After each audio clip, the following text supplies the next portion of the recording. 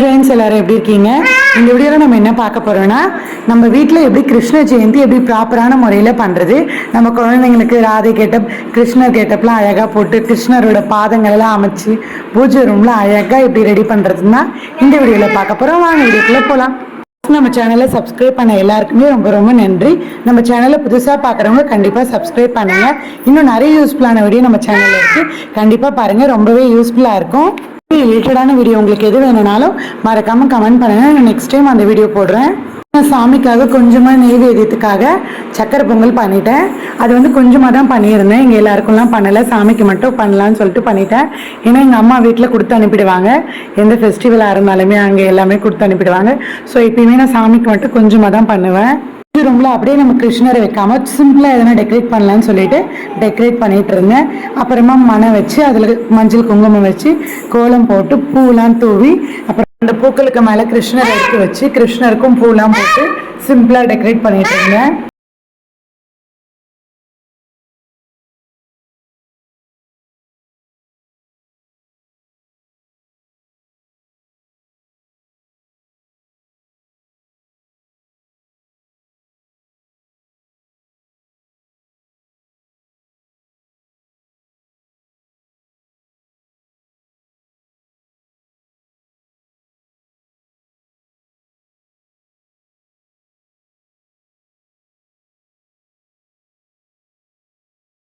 விளக்கெல்லாம் எடுத்து வச்சு நம்ம வாங்கிட்டு வந்த ஃப்ரூட்ஸு, அவன் சாமிக்கு இந்த முறுக்கு, சீடை, அதிரசம், எல்லடை, பொறி, கடல, அவல், இந்த மாதிரி என்னென்னலாம் நம்ம கிட்டே இருக்குதோ அது எல்லாமே நம்ம வச்சிடணும்.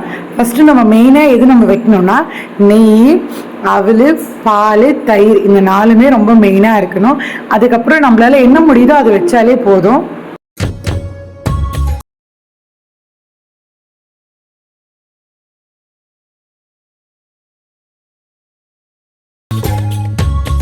வழியாக பூஜை ரூம்லாம் நல்லா டெக்கரேட் பண்ணி முடிச்சாச்சு.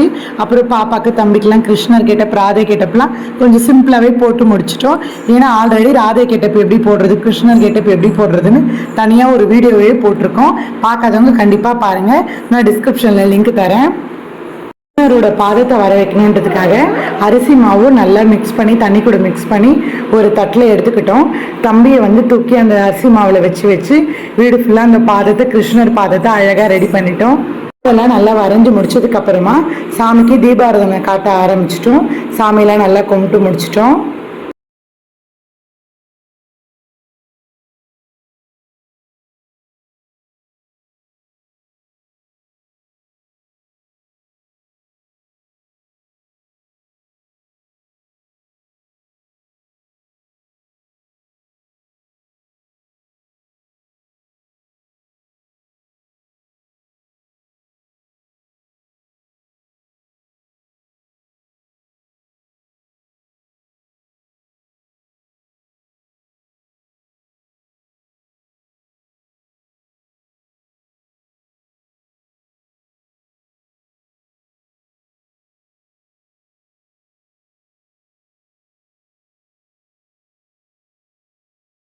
இதுக்கப்புறமா பசங்க எனக்கு இது வேணும் அது வேணும்னு சொல்லிட்டு எடுத்து சாப்பிட ஸ்டார்ட் பண்ணிட்டாங்க.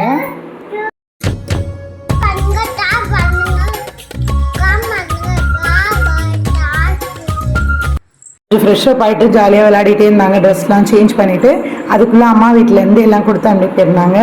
அதையும் உட்காந்து இது வேணும் அது வேணும்னு சாப்பிட ஸ்டார்ட் பண்ணிட்டாங்க.